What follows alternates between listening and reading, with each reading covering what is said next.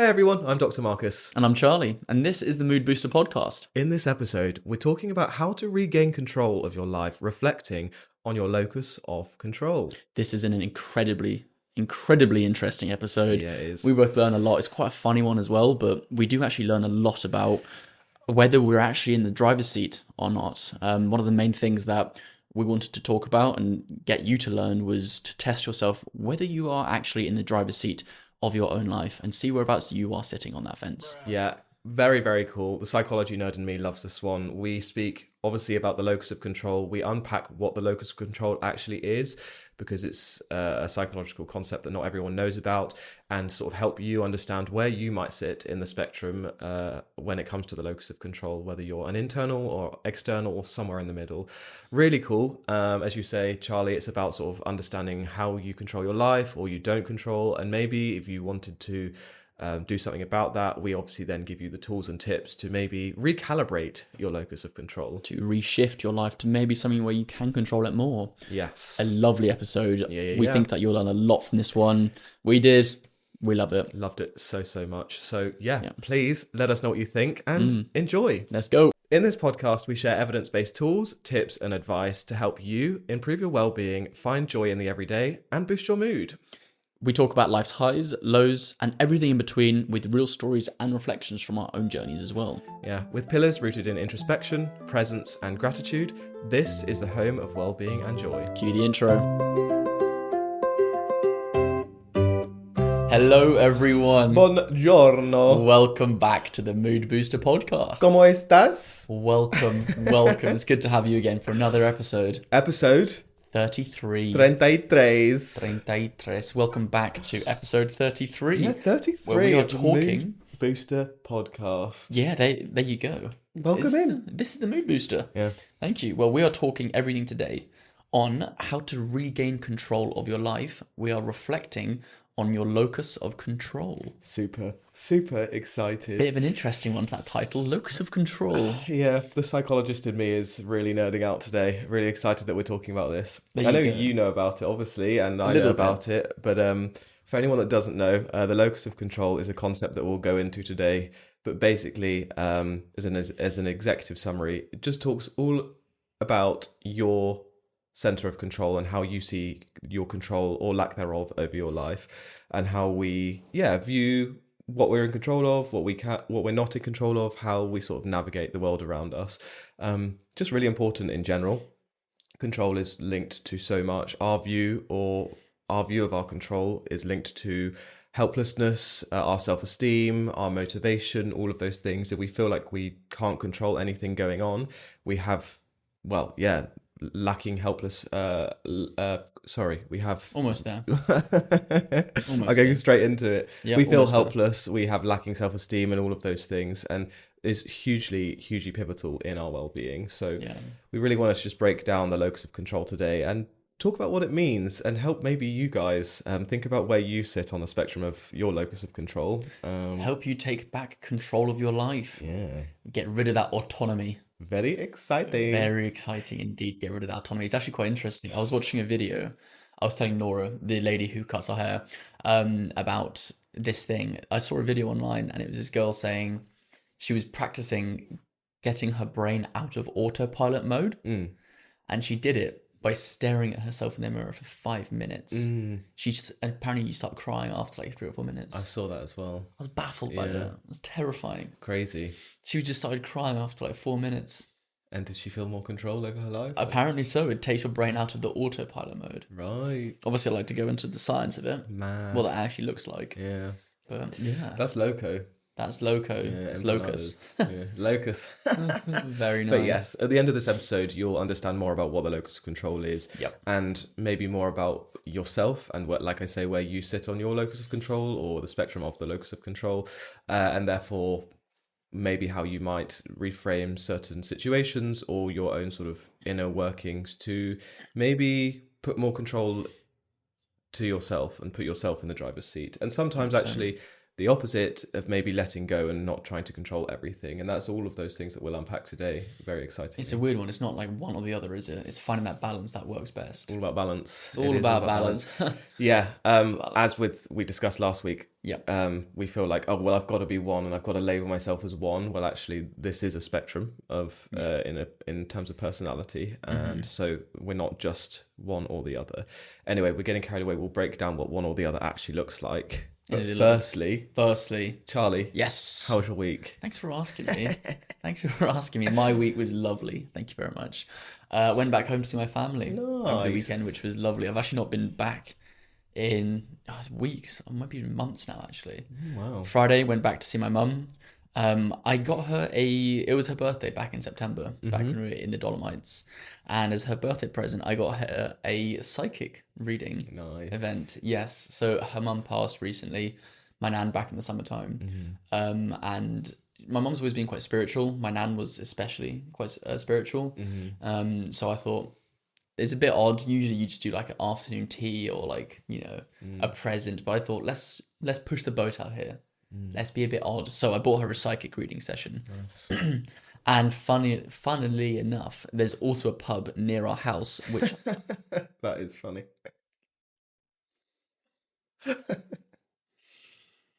So what's going on currently in my mind is having to really try and process you not being here. Here we go. Sorry, before I was rudely interrupted. It was really funny. You said it was funny. So I was trying to support you. You're such a dweeb, mate. Can't let me have anything, can you? Jesus Lord. So, pray do tell. Carry on. Pray do tell. There we go. Thank you. All right. Before I was really interrupted, there's a pub near my house, and once every 2 months they offer a psychic reading as well. My mum's always seen it, never been. Always said, "Oh, we should try that." Never been. And I thought, let's try and do this on the Friday night. Let's go to the psychic reading.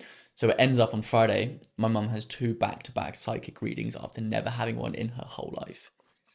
I'm going to not go into the specifics. However, the details uncovered during the psychic reading, I do not care how realistic, how pessimistic, how spiritual you are. There is no doubt in my mind that my mum was connecting to a higher spirit. There was so many little bits of information that were said in an instance from this psychic medium. Her job was basically just to listen to what these spirits are saying and pass it on to my mum. So many things of what my mum was hearing were true, and you could not have guessed it, researched it, looked it up, even if there were mics planted in that place before we went in. The lady had done research on her. There's no way you could have found that information out anywhere. It's stuff that my mum hadn't told anyone. Stuff between her and her own mum that was being said. It's now a bad time to tell you she was DMing me on Instagram before getting all the goss. Oh God, was that actually it? Yeah. You were messaging as the psychic? I was feeding her all the info, yeah. That was you? Oh, what are you doing that for? It's a bit awkward to tell you, but I don't like lying, so I thought it best come clean. Thanks for not lying. I put all my life savings on it being real. Really? Yeah. She told you to put a bet on? All of them. £6. On black? Yeah. Golly. It's red. You told her it all. Oh, God, you told her it all. You told her it all. I did. Oh, God. Hate to say it. Can you tell my mum that it's just not real? I can't. Sorry. Okay, thanks. Can't let her down like that. No, I appreciate that. Yeah. Well, no, anyway. but in all seriousness. Yes, before I was railroaded again. In all seriousness, it was an unbelievable event. If you've not done it before, give it a go. Find a psychic medium near you and try and be open-minded. And even my brother's so close-minded about it. Felix, he was like, I'm not going to listen. He doesn't believe any of it, which is completely fair as well. But yeah, that was an eye-opening evening. Loco. Crazy. Really, really crazy. And then, Saturday, spent with my granddad and my mum, and Sunday was Felix's birthday. HBD Felix, which was lovely. So just spent that with him, went for a walk and went to the pub, which was a lovely, very, very wholesome weekend, actually. Very, very nice. Back home, which was very nice. Fantastic. So that's my weekend. Lovely job. How about you? How was your week? My weekend. What did I get up to? I was also at home, so I was with all of the family. Everyone was there. Brothers, grandchildren, partners, and we were all just there together having a lovely time. I celebrated my brother's birthday, and we got Birthday George. HBD George. HBD George. We had sleepover with the grandkids and all like did like a little camp out in the sitting room, and we're chilling like that Nice. in the morning after. Sorry, what's funny? Nothing's funny. What's the joke? No, nothing's funny, man. What are you smirking at? Nothing's funny. Do say. No. Go on. We said your whole family was there. What's wrong with that? Your dad's not there. We have to cut that out. I can't say it. We're not cutting that out. No, we have to cut that out. So I'm gonna cut that out. Here's an inner look of Charlie mocking the fact that my dad is no longer with us. I'm not mocking it. It's okay. You don't have to cut it out. This is a real look. It's a real look into our friendship. This is all being cut. We don't have to. This is all being cut. Editor, we're not cutting this. I'm the editor. What do you mean? You're the editor. Yeah. Okay. We're cutting this. I'm the editor. We're gonna cut this bit here. My whole family. My dad was there in spirit. He was. He was. Good on you. Yeah, he was there in spirit. Good on him. Yeah, he was there in spirit. Oh, yeah. So my whole family were there. Good. And it was a lovely, amazing occasion to celebrate my brother's birthday. The dogs were on great form. Lovely to see the cat. The chickens were laying their eggs. Just were they? One of them, Margaret Hatcher. You've been having the eggs? I haven't myself. Not because I didn't want them. I just didn't. I didn't eat breakfast both days. Oh God. With the family. Everything all right? I just had my own thing. That's antisocial. Yeah, well, I went out running, so yeah. There we go. So yeah, my whole family were there, including my deceased father. Very nice. So yeah, we jibe and joke about our dads. That's a knee slapper. What fun we have. What fun we have, indeed. So yeah, it was a lovely weekend, and came back and I've just been looking forward to today, really, actually. Yes, I have as well. Going to be a fun episode. A nice conversation. I wonder how much we're going to be able to control this conversation. Well, that's the thing. Do you want to control it? Maybe. Speaking of. Segue. Segues for days. Segue. Locus of Control. Locus of Control. Yes. Before we get into it, oh, I've got a question for you and for you. Okay. 2 questions. Okay. Would you rather this or that? A little test for the listener. Okay. So I'm going to give you 2 questions, 2 phrases, sorry. You're talking to me, all of us. To you and to you. To the listener and to you, Charlie. To the listener, okay. I'm going to give you 2 phrases, 2 sets of 2 phrases. Yep. You just simply need to tell me which one aligns with you more. Okay? Okay. Number 1. No matter how hard you try, some people just don't like you. Or, would you agree more with, people who can't get others to like them don't understand how to get along with others. So I'll read that again. Number 1, do you agree with, no matter how hard you try, some people just don't like you? Or number 2, people who can't get others to like them don't understand how to get along with others? I personally agree with the second one more.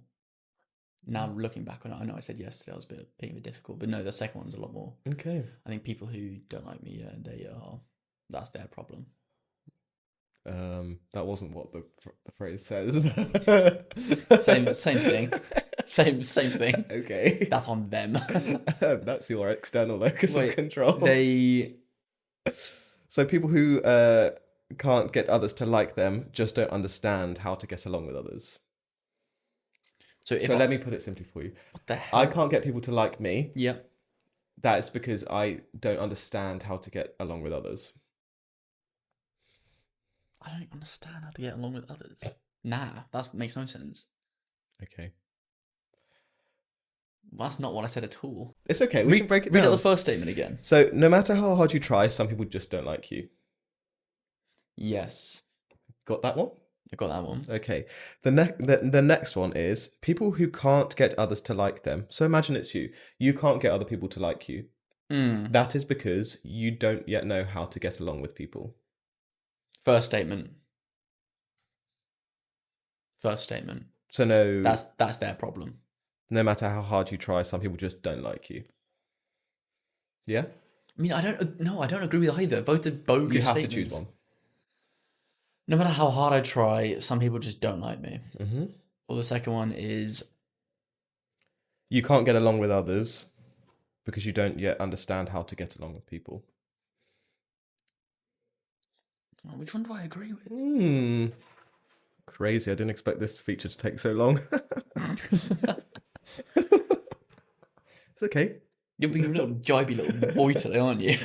We pitch to the level we're talking to. God. I'd say the... We're still thinking. I actually don't agree with either. Okay. I'd say probably the second one. Okay, the second one. Yeah. Interesting. Is it because you're trying to think which one's which? No, it's just, I mean, to be honest, I don't really agree. If someone doesn't like me, they can go stuff themselves. Well, I'm sure you as the listener have had ample time to decide which one you agree with. I won't go into the second statement. I feel like one's enough for now. Cool. Do you want me to do the second one? What do you mean? There's another set of questions. Well, tell us what it means. No, I will afterwards. Okay. So, do you want me to do the second set? Yeah, go for it. Okay, so genes, our genetics, play a major role in determining our personality. That's number one. Do you agree with that? Or do you more agree with the second statement, which is it's one's experience in life which determines what they're like? Second one, 100%. See, that's an easy one to understand. That's an easy one to understand. We're there. We've warmed up. We got it. Okay, so the second one. Yes, 100% Okay. The second one then. Let me know what you think, listener. How are they going to let you know? In the comments. Or just say it out loud into universe and Marcus will be able to realise. Say it out loud and we can work on that. But look, we're talking about control today. And like I said, how you feel like or you don't feel like you have control over your life and the things that are going on in your life. We can look at that from the locus of control. The locus of control is a personality theory in psychology. Very, very cool theory. Was introduced by... You're going to tell us the answers? Afterwards. Oh, what? Once we learn all about it. Nah, say first what it is. Absolutely not. Come on. You can wait. You can The practice. listeners are going to click off and listen to another podcast. I need to know. You can wait. They're going to listen to another podcast Of course they're not. They're about to learn a really interesting theory. Okay. So, Rotter, Jesus. Yep. in 1966. Yep. Great year. Do you know why? My mum was born then. Oh, and England won the World Cup. Great. Yep. HBD trace. The one and only time the men's England team have won the World Cup. Rip.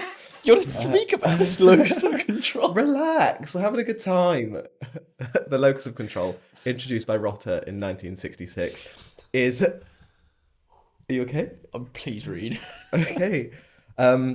Refers to the degree to which people believe they have control over the outcomes or events in their life. Now, there's two sides to the locus of control. So we all have a locus of control. Locus is Latin for location. So the term locus of control basically translates to the location of control. Our view of our location of control. Do we believe that we control our life internally, or do we believe that we control our lives, or that our life is controlled externally, and the control in terms of location is external to us? So again, locus of control, location of control. As I've just said, there are two sides to the locus of control. There is internal or external. So you align more with either having an internal locus of control or an external locus of control. Now, as it says on the tin, it might seem obvious, it might not. Internal locus of control is more one person believing that they control everything themselves. Everything that happens in their life is a product of their doing, their hard work, their skill, and their hustle, their grind, all of those things. Someone with an external locus of control, like I say, believes the control is external to them, and things that happen in their lives are happening to them, and as a product of external factors, they are just navigating something that's already controlled, they have no control over, and they are, for lack of a better word, a victim to or a product of an external world happening to them. Making sense? Yes, it is. Thoughts or reflections so far? I'm buzzing to find out what I got from the test. Interesting. 100%. That is interesting, though. The question I asked you was from Rotter's 29-item test. Okay. So there is an inventory, a 29. It's called the I-E inventory, the IE inventory, I being internal, E being external. And it gives someone 29 would you rather statements like I just posed, the two I posed to you all. And you just have to say which one more aligns with you, and then you're scored, and basically you're scored from 0 to 29. And basically, 0 and 29 being each end of the spectrum of having an internal or an external locus of control. It's important to say here and throughout our discussion today, we like to label ourselves and we like to be binary with things. And this is similar to when we talk about locus of control. People think in a binary sense, and they're like, oh, well, if they know about it, they're like, oh, well, I have an external locus of control, so this, and this, I can't. This isn't necessarily a binary thing. This is a spectrum. So we can have elements within our personality that are more leaning towards an internal locus of control. And there can be other situations in our lives where actually we are more leaning to an external locus of control. And we believe that, let's say in work, I have less control over what happens there. But in my relationships, I have more of an internal locus of control, and it's a lot of my own doing, for example. That's just one example, might not be the case. So that's how you measure the locus of control, as this scale. But really, the scale is more just for context. It's interesting. So back to the items. I'll read them again. Thank God. Here we go. I'm looking forward to this now. So, number 1, no matter how hard I try, some people just don't like me. Yep. Or, I don't get along with others because I don't yet understand how to do so. Can you see which one aligns with which? So no matter how hard you try, some people just don't like you, would be leaning towards an external locus of control. Yes. Because it's saying, no matter how hard I try, people won't like me. It's out of my control, because even if I try the hardest in the world, people just won't like me. Yep. That's externalizing and putting everything to an external force, an external being, external control. Therefore, I could try the most or the least and it won't change anything. Cool. Versus, I don't get along with people, and importantly, because I don't yet understand how to do so. It's the yet part. So it's the I don't understand, which leans towards an internal potential growth mindset of I don't understand. Yes, I don't understand yet, but this is something that might change because it's down to my understanding. Cool. And understanding is an internal thing, as opposed to external things, other people's opinions of me, for example. Okay. You had mixed answers. Sometimes you were saying, well, no matter what, if they don't like me, that's on them. Yeah. But sometimes you were then towards the other answer.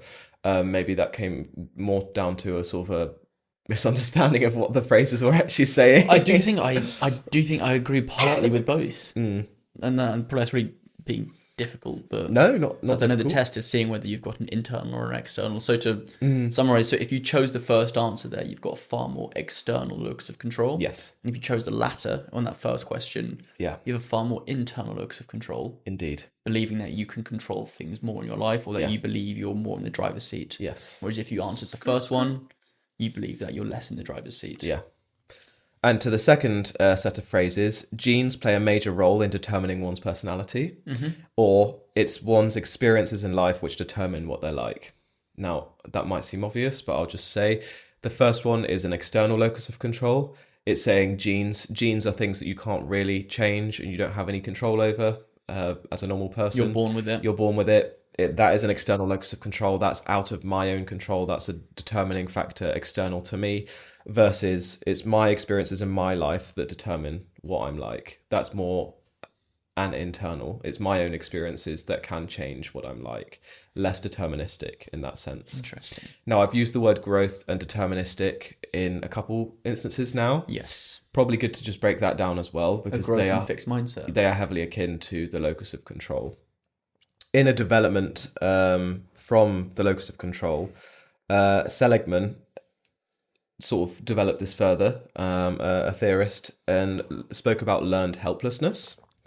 So learned helplessness is when someone, for whatever reason, it can be lots of different sort of not succeeding, being put down, just a failure after failure, or trauma after trauma in childhood, just feeling like basically, and it happens to in lots of cases, and in clinical cases, and in things like, unfortunately, intimate partner violence and all of these things, just a cycle of, for example, adversities, or cycle of abuse, or cycle of failure, all of these things.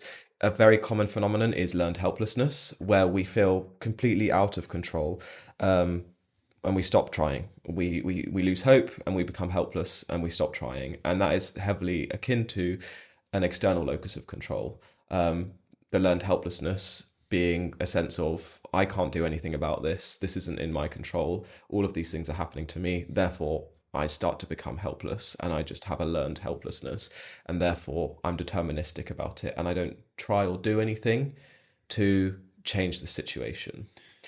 Versus, I don't want to, we'll come back to that as well, because this is not at all sort of blaming or putting too much responsibility or sort of, what's the word, viewing that external locus of control or someone with that external locus of control and learned helplessness to be sort of weak or, not as good as, but we'll come back to that.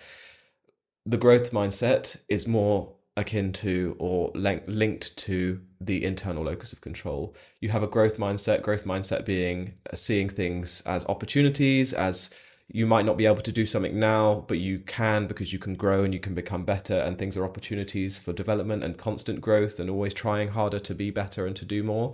That in by definition is more akin to an internal locus of control, where I can control it. So for example, another example, talking about like sports abilities, for example, I used to have an extreme external locus of control when it came to my sporting abilities. I used to just be like, my brothers are really good at sports. I just wasn't born with the genes to be good at sports. I'm rubbish at them. I'll never be good at them. And I gave up before I even started trying, really. I do think it's not binary. I think I might have not been born with like the predisposition to immediately be good, but that's not to say I can't grow and be better. So I now have moved towards a more growth mindset after having sort of worked on that internally myself, to be like, yeah, I'm not immediately amazing at sports or whatever it might be, let's say surfing for an example, but I'm going to push and I'm going to try, because with work and with growth, I can be good at those things. I just need to try and not just put it on external factors, basically. Yeah, it's interesting. I think growing up in school, I also had quite an external locus of control. I wasn't great at school. I was always in the bottom set for a lot of things. Very dyslexic, and I think that showed through my work. Also, my work ethic in school wasn't great. I didn't really enjoy a lot of the subjects I was doing, so I'd always finish fairly low in the class, get pretty low marks on an exam, etc. And I think I sort of, growing up in school, which relayed on to like life, I think I've begun to have a bit more of an external locus of control, sort of just accepting, whether it's through the learned helplessness that you're saying, through repetitive learning, learned that, oh, I'm not going to be good at that thing because I wasn't back at school. Or that's to be expected. It happened my whole childhood. That's just something that happens to me. It's my own unique experience. It's just what's written for my path, as I wasn't good at it. Yeah. I think leaving school and going traveling and experiencing different things allowed me to have or grow into my far more internal locus of control, which I think it's sort of given me a bit of a mindset, just sort of, as I've left school and grown up, I've been able to realize a little bit more of, okay, I do have control here. If I want to change something, I actually do have the power to. It takes work and effort, but I can change the outcome should I want to. But I think growing up, just continually, like what you were saying with sports there, I think just being in the bottom set for quite a lot of things and not really gelling with the school system ever. I think I'd learned that when I was younger. I felt a bit helpless. And I think that's the external locus of control that I had when I was younger. Do you think that also links to, I'll explain what this is, but just, yeah, do you think that links to a self-fulfilling prophecy? Do I think it links to a self-fulfilling prophecy in the way that... So labeling and then a self-fulfilling prophecy. I'll explain first, perhaps, and then answer. If you can. So, for example, in an education system, there's... when we talk about labeling and the self-fulfilling prophecy, there are two phenomena that go hand in hand. So someone can be labeled, whether it's like an overt sort of obvious label of you're a bad child and a teacher saying that to you, or even things that can't necessarily be helped or are just a product of the system that we're in. For example, being labeled as in a bottom set of maths, for example, you then see yourself in a certain way because whether you like it or not, being in the bottom set comes with a label of being in the bottom set. You then have a self-fulfilling prophecy as a product of that label because you're labeled as something, so then you start to see yourself as that label and you then start to behave in a way that perpetuates that label, and it's like a vicious cycle, and that is the self-fulfilling prophecy that you're then behaving in a way that fulfills that label and fulfills that prophecy. So 100%. For example, a self-fulfilling prophecy is quite akin to having an external locus of control, because it's like, well, everyone sees me as this, I can't do anything about that, so I may as well just continue doing that because this is how everyone sees me anyway. Interesting. I think yes. I think it very much sort of led me to have a self-fulfilling prophecy, but not in the way that you might expect. I think my mum, when I was growing up, was really intentional with making sure to feed me very positive sort of affirmations about myself, what I was doing. I think she could see that throughout school I wasn't doing the best. I was in the bottom sets. I was always quiet. I was misbehaving when I was younger. I think she saw that, but I remember vividly just all the time throughout my childhood, she would always say, "That's fine. School's not for everyone. You'll do amazing afterwards. You're meant for great things." She'd always say this and say this and say this, and I think I sort of tied one to the other as a sort of identity or a label, realizing, okay, I'm going to do poorly in this math exam. I'm going to do badly in this, test, for instance, but it's because I'm meant for bigger things, or I'm meant for greater things. Okay. I think both hand in hand from what you're saying with the self-fulfilling prophecy, a bit of an external locus of control, growing up being told these things, I believe they were true. It's really interesting. I never did very well at tests, even throughout university when I had an exam, which was rarely because of COVID, which was quite lucky. I didn't do well in it. I'd always still, that's the worst part of my degree, which, my dissertation, I did fantastically and I loved it, but the exams I just wouldn't do well. But I don't think that led me to have a sort of negative self-fulfilling prophecy, but I'd attribute that part to my mum. Okay. But I completely agree that it feeds heavily into the external locus of control, because I just would believe I've never done well in this when I was younger. Yeah. This is just part of my brain. It's just the way I'm wired. Yeah. But I do see how damaging and harmful that can be, especially to a younger person as well, if you label yourself as that. For sure. 100%. It's extremely, it's the determinism of it all, which is an external locus of control. Being deterministic is like, this is already determined, it's meant to be this way, and therefore I'm not going to try or do anything to sort of challenge that or grow from that. It's the opposite of the growth mindset, which I don't want to get into today, but school setting systems can do quite a bit for. Yeah.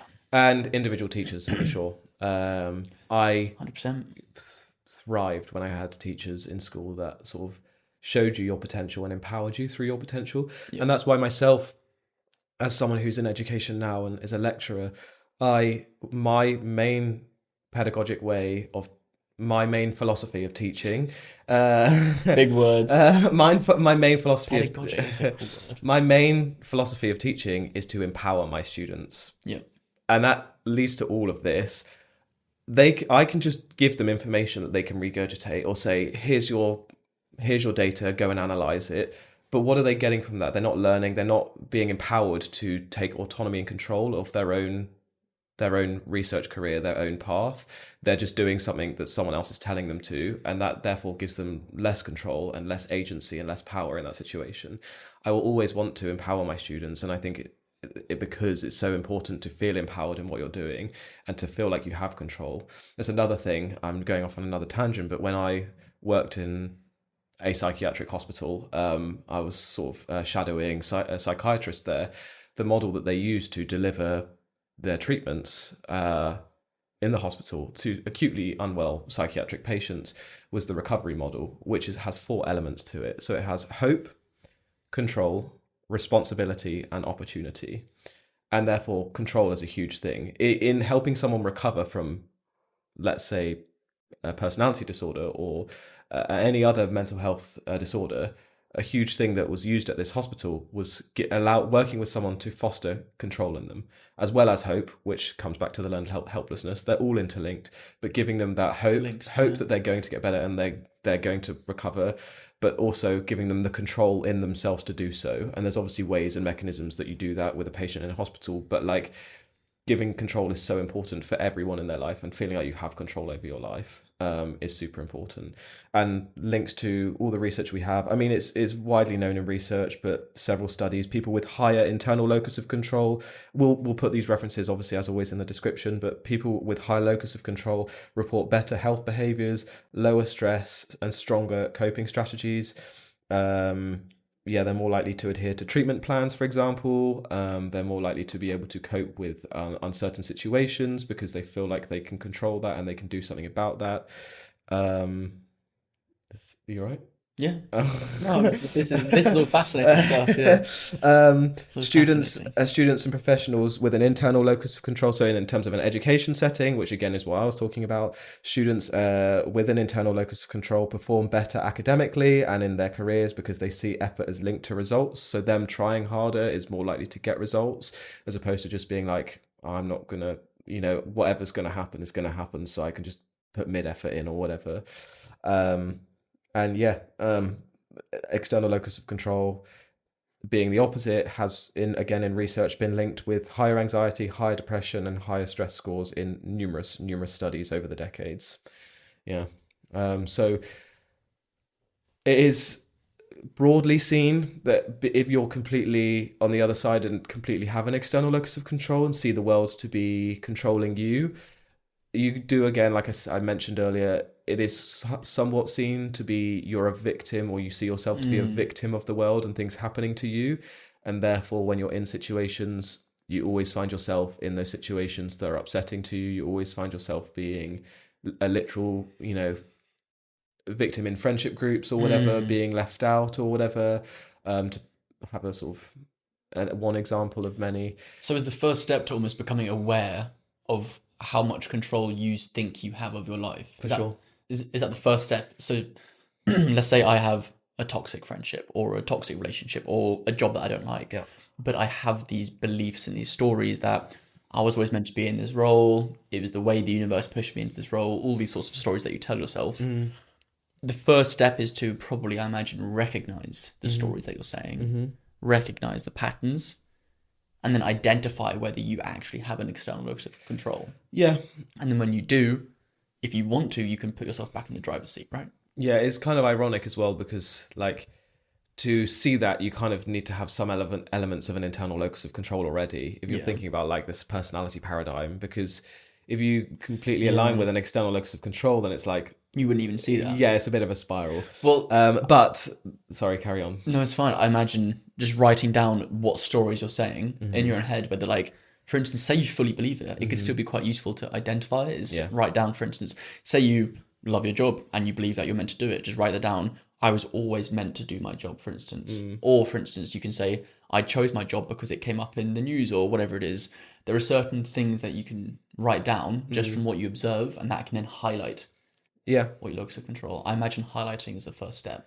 Well, yeah, there is part of it highlighting it and being aware of it, but also being aware for sure, but also knowing potentially where it comes from as well. Because one challenge I have with personality psychology, because it's a whole field of research and theory in itself, is I'm trying not to just let the irony sit, and but it is quite deterministic, or it can be quite deterministic in a sense, in general speaking. Personality psychology. So when people are given types, Don't get me started on it. It kind of is. When people are given types of their personality, like, let's say, we're not going into this today, but like the attachment theory, for example, you're this type of attachment, that can be quite deterministic, or you're extroverted, you have an extroversion, whatever. It can be quite sort of deterministic in that way. It's labeling, isn't it? What I try and challenge is actually that it doesn't need to be. And one way of doing that is this theory, the locus of control, is rooted in social learning theory, behaviorist psychology. And what I mean by that is it is learned through reinforcement. So your behaviors. If we see and it can be sort of shaped by that. So if we put in effort and we see reward for that effort, we are then reinforced to believe, or to even subliminally believe, that our effort equals reward, and therefore it is our doing. Now, don't get me wrong, there's a lot of research into like trauma backgrounds and people growing up in like traumatic childhoods or adverse childhood experiences that sort of completely warp that sense of view, and like you understandably just don't feel like you're in control of anything, which is completely fair enough. But to just know in the first place that it is something that can sort of be shifted, and it can be learnt to be shifted through reinforcement, and you trying and you putting in effort in certain ways and seeing the reward for that reinforcement. It is something that, from a behaviorist or a learning perspective, can sort of grow or be dynamic in that way, change in that way. So the whole idea with the locus of control, of the control, center is that we learn it from social learning theories, that it's through our experiences, is so it's able to change, because if we learn something, then we adopt it, or we can set certain behaviors to learn different ways of control. Whereas you were saying with the with things like attachment theory, or these labels that we put on ourselves, that sort of stuff is far more external in terms of the locus of control, saying you have less control over it. I don't want to speak in a binary way like that. Like some in the attachment theory can also be attributed to internal factors, and you can work on your attachment style. Yeah, and I'm trying things. to make a bit more of a but for myself. Yeah, just speaking explicitly to the locus of control. Sometimes when we talk about personalities, people speak about traits, and traits are things that you sort of are very static and you can't necessarily change so much. Whereas I try to see it more from a lens of it's more of a state, and you can change that. A state being something that is dynamic and can change. Yeah. So speaking like speaking in this instance to the locus of control, I just raised that to say we should see this as something that we can change and we do have control over, and we can learn through things like reinforcement to shift our view of where our control comes from, or the location of our control.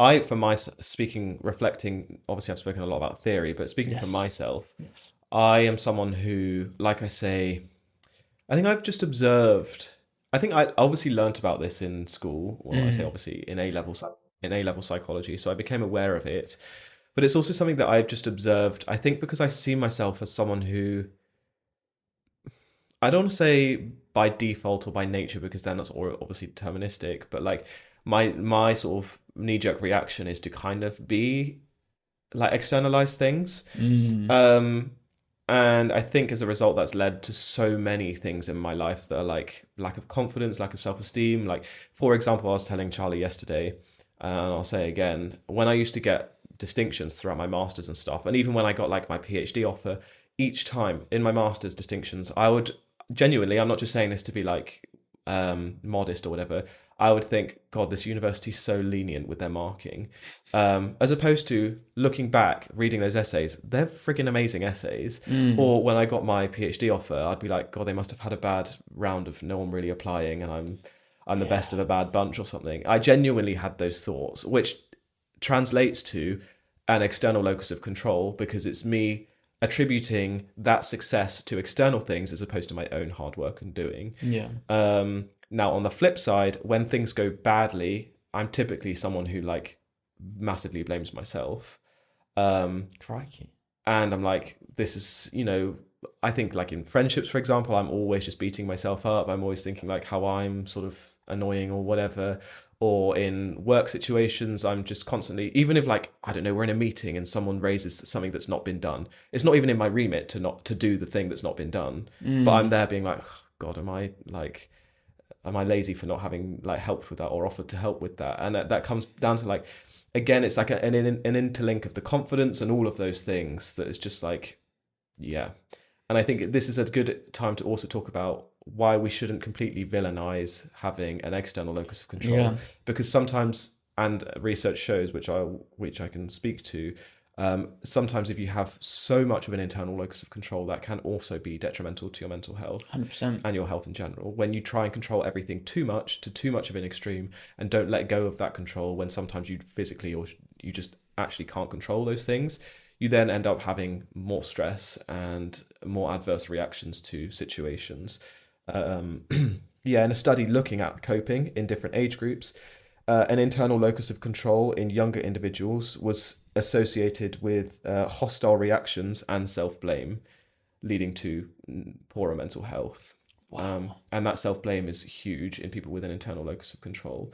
So we put internal locus of control on this pedestal of like, oh, you should be in control of your life. You should be in the driver's seat. You should have a growth mindset. Yeah. But actually, it can be hugely detrimental in the other way of like burnout and people doing too much because they're just like, Well, because it goes against the whole idea, and this is far more spiritual than it is psychological, but of surrender to the universe and surrender to your path. Yeah. It's far more external, but it's if we can learn to let go and allow what life is to flow, we surrender to what's happening. We shift our mindset to a far more external locus of control. I truly believe that will let go of a lot of sort of internal battles that we're facing, which come from that internal locus of control. So say, something's happening and it's not going right, and you really try and battle with it. You're trying to push open that door, that metaphorical door, and it's just not working, but you're adamant to make it work. You'll be going through a bit of a battle in your own head, which is the internal locus of control forcing something to happen. Whereas, as you just said, on the flip side, if you have a far more external locus of control, you let whatever door is to be opened for you open, and you go with life and you flow. It's far more external, but you'll probably suffer less from those mental ailments like burnout or high chronic stress, whatever it is.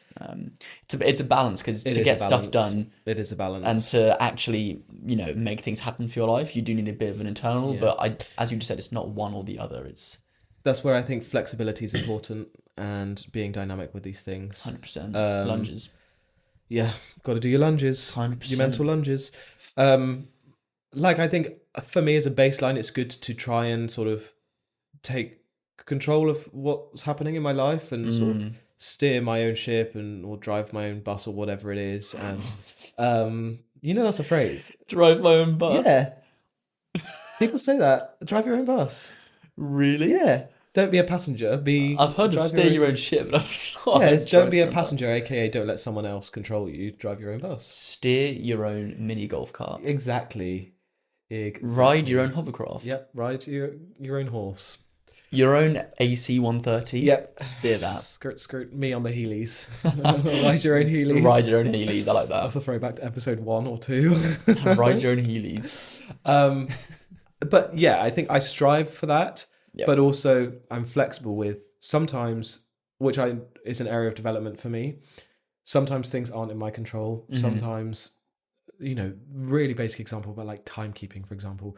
Sometimes you have to work with other people, and sometimes people aren't, 100%. or the bus is late or whatever, and that truly is out of your control. And yes, sometimes on a macro scale, you might get up earlier and that is something you can control, but sometimes things just happen that are out of your control.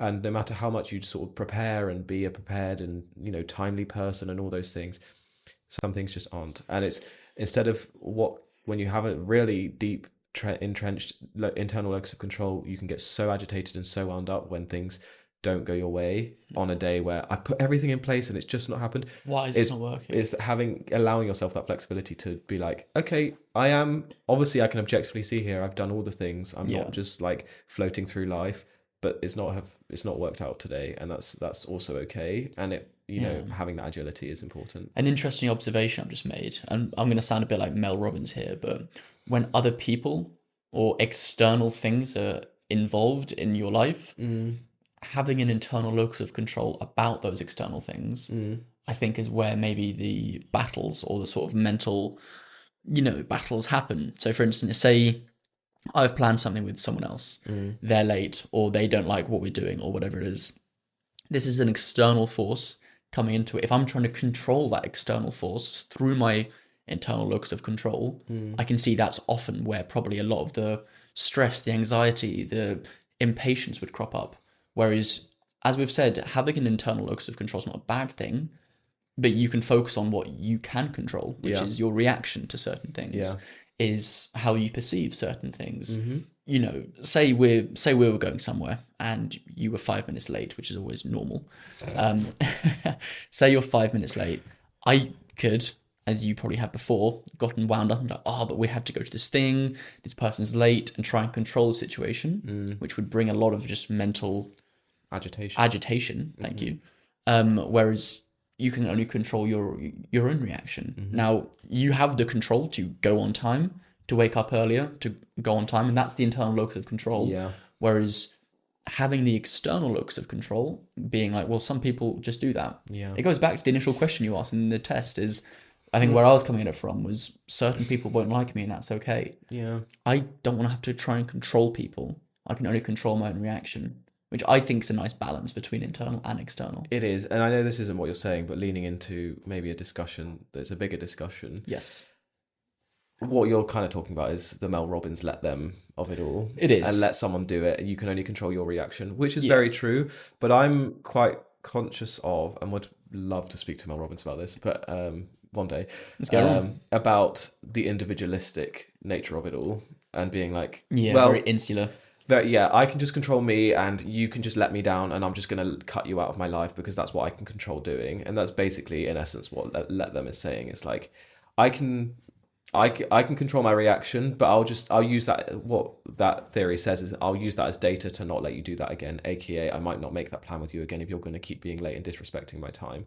That's what I can control. I wouldn't even quite so far as to agree with that. No, for me, it's a balance of we are collectivists. I think we are a community, and we owe each other. We should work together, and we do owe each other people things, in my opinion. A lot of people say you don't owe anyone anything. I think we do, and I think we work together, and we respect and we love and we care for the people around us. So therefore, if someone is doing something that disrespects us, I think it is fair enough to say you've disrespected me and let me down. It is. Does the let them theory say just to not speak to them? In my mind, it's taking back control. You can't control what someone else does, but then you could be like, I'm going to take it into my control to communicate how that's affected me. You can't control what that person's doing. Maybe I haven't read into it enough to say this, but in my mind, using a part of the let them theory is saying, for instance, I can't control this person being late. What I can control is my reaction. I'm going to communicate how I feel with them being late, but I'm not going to let them being late ruin my day. Yeah, no, that's fair enough, I think. But it is also okay. Again, I think it's very sort of clinical in a sense of just don't be annoyed and don't whatever. But where we are community animals, it's like, as we always say, every emotion is valid to feel, and we shouldn't. If someone's upset us, we're okay to feel sad or angry at 100%. Them because they've not met the whatever they should be meeting in the expectations of our friendship. 100%. And if they're late, that is a bit disrespectful, and I can be annoyed by that. I completely agree. It's on me then how I choose to go forward. The control, yes. It's just, I think it's like the balance between, okay, I'm allowed to be, and I'm allowed to be upset, and I don't want to sort of, in so much trying to control my reaction, just invalidate or squash that upset as well, because that also has a place and is important. 100%. But it's choosing, like you say, I guess, maybe choosing and controlling how you communicate that. Because that is what you can control. I am upset and frustrated, and in a controlled manner. Here's why. Yeah. What are you going to do about it? What are you going to do about it? What are you going to do about it? Well, then I think that brings us nicely on to how do we take this into our own power? What are some tools that we can use to look at our external or internal locus of control? Yeah, so tools and tips for working on our locus of control or realigning our locus of control, right? Yes. Because and I know you are too, I don't want to say let's all have an internal locus of control, let's all have an external. It's somewhere in the middle, and that's what's important here, and that's actually one of our tools anyway. It is. So, Charlie, tools and tips for calibrating our locus of control. Take it away. Number 1 is to control audit or circle of influence exercise. We will go into this. I'm very excited about this one. Number 2, reframe your language. Number 3 is to practice flexible control. Number 4, Charlie's favourite, a micro wins journal. Number 5 is to regulate before you react. Number 6, sorry, I missed a finger there. Remember that this is a spectrum.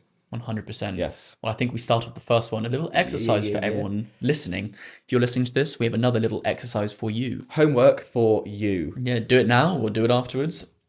We don't mind. So, the control audit or the circle of influence exercise. So, what we want you to do is draw 2 circles. If you're driving a car, maybe do this afterwards. But if you're by pen and paper, draw 2 circles. Okay. The inner circle is one of them. This is things that you can control, so your actions, your effort, and your mindset. The outer circle, which is the second circle, is things you can't. So, others' opinions, outcomes, the past, for instance. Write down things from your own experiences, your own journeys in both the inner and outer circles. Label them. Find labels, for instance. If there's an experience recently, write about different things in the inner and outer from this experience. Yep. We want you to focus 80% of your energy on the inner circle. Focus 80% there if you can. Note it's the majority, but not completely everything, because exactly. it's important not to completely internalize everything and think that you should be controlling everything. But a lot of how we live our lives is only what we can control, and that's why it's the majority, but not everything. 100%. A really interesting exercise. So try it for a specific thing that happened to you recently. If something that's, annoyed you, something that made you happy, whatever it is, just write down the situation. Yep. And then, from that situation, write in the inner and the outer circle. But focus 80%. Yeah, for sure. Number 2, reframe your language. Really important one. And I've been doing this personally a lot recently. And I think it's so, so important because our language is so important for shaping our brain and our mindset. And the words we speak are so powerful in just that, in having an effect on actually our internal dialogue. So instead of saying something like, I can't do this, even the simple switch to, I can't yet do this. I, for example, was talking to the Run Club earlier this week about surfing. And how I am not yet able to surf. And I started with, I can't surf at all, I'm rubbish. And I literally in live said, actually, sorry guys, let me reframe that. I might have looked like an idiot, but I don't really care. I didn't look like an idiot. I was just changing my words. I was like, I can't yet surf. I will be able to surf. It's an area of development for me. And something else I say, this is more in a working setting because it is a bit of a corporate jargon. But instead of saying I'm bad at, I change it to an area of development for me, because I don't want to say I can't do something I'm bad at, because that again is deterministic and saying it's not possible. An area of development implies and is telling my brain that actually I can develop in this and I can be better if I try and put in the effort. So flipping that language is so important. 100%. Number 3 is to practice flexible control. So not everything should be controlled. You should try to learn to distinguish between influence and acceptance. Again, sometimes surrender is control in disguise, as what we were saying is, again, not either internal or external. If you can, learn to surrender a little bit as well. Exactly that. How we were speaking about the being late for the bus or whatever, or the bus being late. Yep. You could be someone who got up extra early, did all of the things, did your meal prep, and all of those things are you sort of controlling your punctuality and being on time, but the bus being late. In that moment is knowing that there should be flexibility there, and you cannot physically control everything. And surrendering there is actually bringing you more peace and, like you say, more solace and control in disguise, because you're then taking back control, because I'm not letting this external thing control my emotions and get me wound up, because unfortunately it's just not worked out. But this doesn't need to ruin my day. It's a conversation for another day, but what you'll actually start to find is through surrendering, life will bring you a lot of amazing opportunities, but it's learning to surrender, and that's something that's very, very important. Well, that's a little Easter egg there. Yeah, it's a really interesting conversation that I want to have. Hello. One for another day. Okay. Yes, sir. Very cool. Number 4, a micro wins journal. Now, I feel a bit bad talking about this because this is definitely your area of passion. Well, let me steal it off of you. Okay, steal it off. Here we go, yoink. Each day, try and write one example of where you influenced an outcome. Over time, this would actually rewire perception towards internal control. So as you were saying, your brain listens to the language. Writing it down is just another form of that. Journaling can be so helpful, especially if you're not saying it aloud or speaking to people, if it's the first step. So remember an outcome where you had control to change it, and you did. Just write that down. Start with once a day, then twice a day. This will, over time, convince you that you do have control of certain things. Yeah. Yeah. Really important. Literally write down at the end of the day things I've controlled and things I've won today. It goes back into that positive self-talk of which we spoke about a couple of weeks ago. What have I won today? How have I shaped that win? So it's one step further. Not only how have I had a successful day, but actually what was my influence over that success and how I brought that success about. It's just really developing that positive self-talk further that allows your brain and rewires your brain and your cognition to see yourself as in the driver's seat and having these successes. It could even be so far as to, or so little as to say, I woke up early enough. I got dressed on time, so I made it into work on time. Yeah. Write it down and repetitively convince yourself that you do have control, because you are making these decisions. Yeah, as always, this isn't something that's like these giant wins or getting a promotion every week or whatever. Like, the whole point of everything we do here in this podcast is the small wins in every day. So it's such a good point. Like, you being at work on time is a win, because many people aren't at work on time. So that is a win. That was your choice too. That is a choice. Yep. Number 5 is regulating your emotions. So when you feel powerless, not obviously, but when you feel powerless, you want to react. You get annoyed, like we were saying, if someone's being late, you get emotional, all of those things.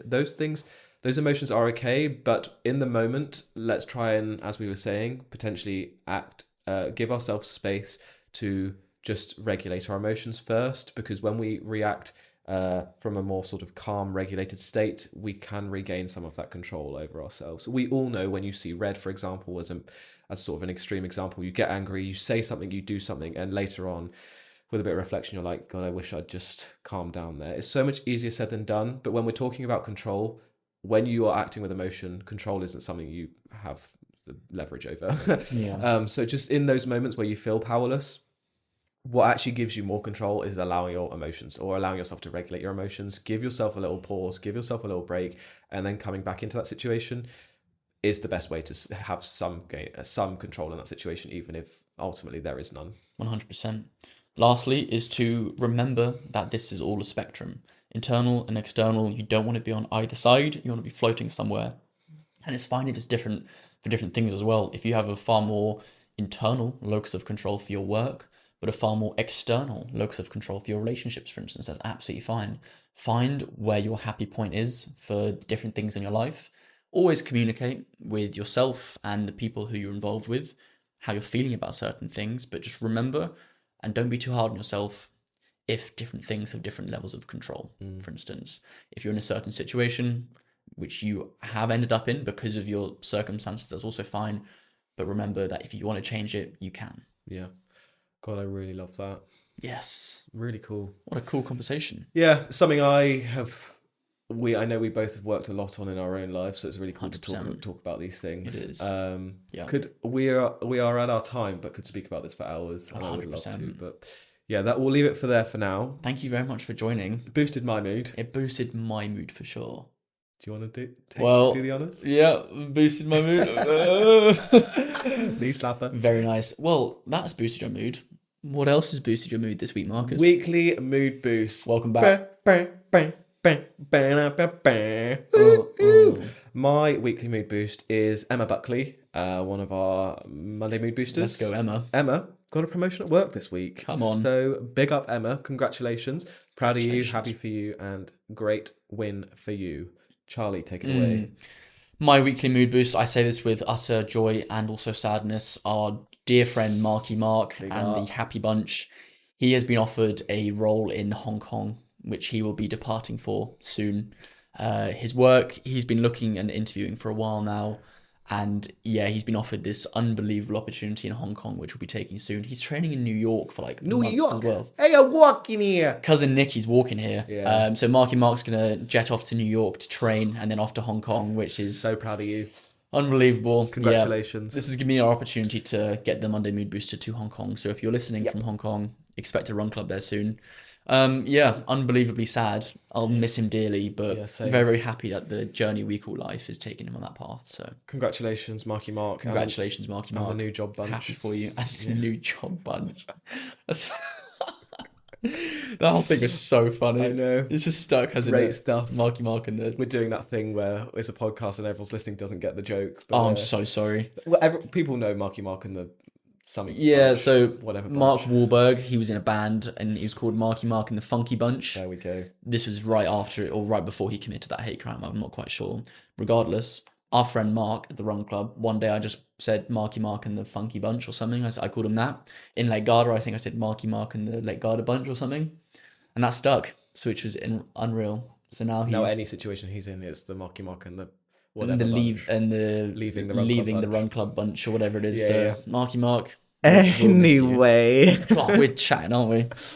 On that note, I hope you have a wonderful week ahead. Yes. Thank you for joining. Yes, it is November, so at the end of the episode, we'll just touch on it being Bless you. Men's Mental Health Awareness Month. Men's Mental Health Awareness. This month and every month, Charlie and I are here on a mission to help any and everyone, ourselves, but everyone that listens and tunes in and wants to help themselves. Mental health is always extremely important, not only when it's bad, but when it's good as well. We have to look after ourselves on a daily basis, and that's what we're here doing, trying to find joy in the everyday, but also giving space for all of the adverse emotions, the sadness, the fear, the fatigue, all of the things. So this month and every month, men, but also everyone else, we will always be advocates for raising awareness, leading by example. We hope to always. Please take care of yourselves. Please reach out to the people you need to reach out to, 100%. and know that people always care, and you are always wanted, and you're always valid. It might not feel like it, but it's so extremely true. And please just take that leap if you need to. You will not regret it. Fantastically said. Yeah. It is easy, I think, especially as a guy, knowing this and being a guy. You often hear people say, talk about your mental health, talk about it, please reach out. You hear these things, but you might not internalize it. Truly, even if you're going through these battles in your head, if you have these mental ruminations, guy or anyone else, but particularly if you're a guy hearing this and you've struggled to, or you haven't before because you fear it might make you look weak, start by writing it down and then speak to someone. Just mention it, what you're feeling, just mention it with no expected outcome. It helps so much, and that solace that you might be looking for is actually found through that journey. So as Marcus said, prioritize yourself for this month. Look after your mental health. We're here, everyone's there for you as well. Please reach out if you feel like you need to, and just look after your mental health first for this Men's Mental Health Awareness Month. Take care. Thank you for joining. And always. Of course, thank you for that. All right. Lovely episode. Lovely job. Well, you know what to do. Do you want to do that? And I'll do some ASMR. Yeah, of course I can. Listen to some beautiful. Here you go. Well, we're flipping the. Throwing up. Who's driving today? I'm in the driver's seat. I'm in the driver's seat. This is Charlie from the Mood Booster Podcast.